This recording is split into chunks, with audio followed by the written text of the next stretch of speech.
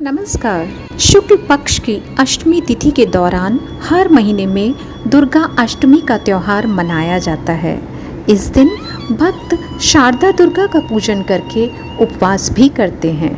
मासिक दुर्गा अष्टमी के व्रत की कथा इस प्रकार है।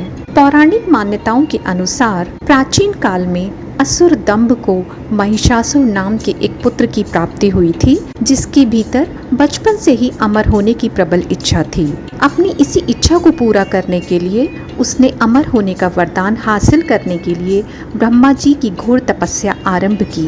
महिषासुर द्वारा की गई इस कठोर तपस्या से ब्रह्मा जी प्रसन्न भी हुए और उन्होंने वैसा ही किया जैसा महिषासुर चाहता था।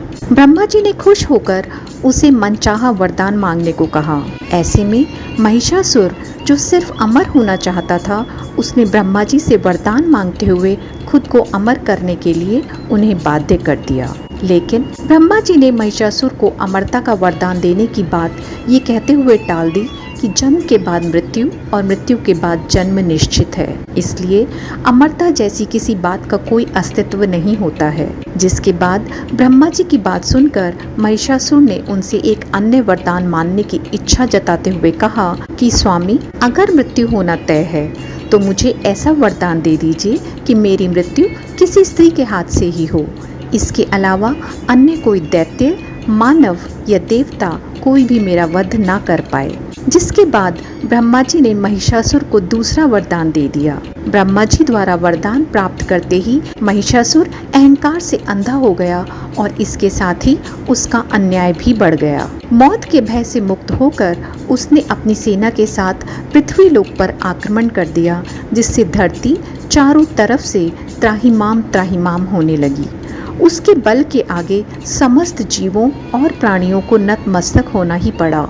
जिसके बाद पृथ्वी और पाताल को अपने अधीन करने के बाद अहंकारी महिषासुर ने इंद्रलोक पर भी आक्रमण कर दिया, जिसमें उन्होंने इंद्रदेव को पराजित कर स्वर्ग पर भी कब्जा कर लिया। महिषासुर से परेशान होकर सभी देवी देवता त्रिदेवों के पास सहायता मांगने के लिए पहुंचे। इस पर विष्णु जी ने उसके अंत के लिए देवी शक्ति के निर्णय की सलाह दी। जिसके बाद सभी देवताओं ने मिलकर देवी शक्ति को सहायता के लिए पुकारा और इस पुकार को सुनकर सभी देवताओं के शरीर में से निकले तेज से एक अन्य खूबसूरत सुंदरी का निर्माण किया। उसी तेज से निकली माँ आदिशक्ति, जिसके रूप और तेज से सभी देवता भी आश्चर्यचकित हो गए। त्रिदेवों की मदद से निर्मित हुई देवी दुर्गा को हिमवान ने सवारी के लिए सिंह दिया और इसी प्रकार वहां मौजूद सभी देवताओं ने भी माँ को अपने एक एक अस्त्र शस्त्र सौंपे और इस तरह स्वर्ग में देवी दुर्गा को इस समस्या हेतु तैयार किया गया।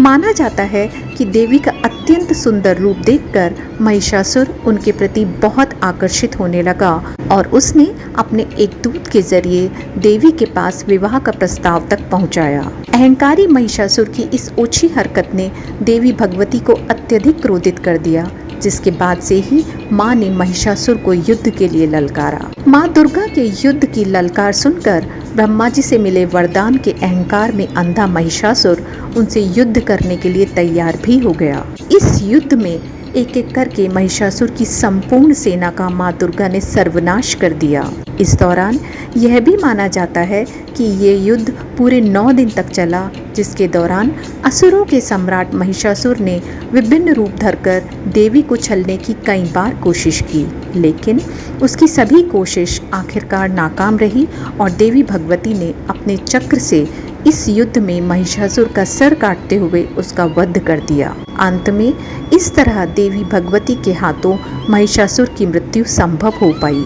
माना जाता है कि जिस प्रकार दुर्गा माँ ने तीनों लोगों को महिषासुर के पापों से, सब कष्टों से मुक्त कराया था, उसी प्रकार दुर्गा अष्टमी पर व्रत रखने से इंसान अपने सभी कष्टों से मुक्त हो जाता है।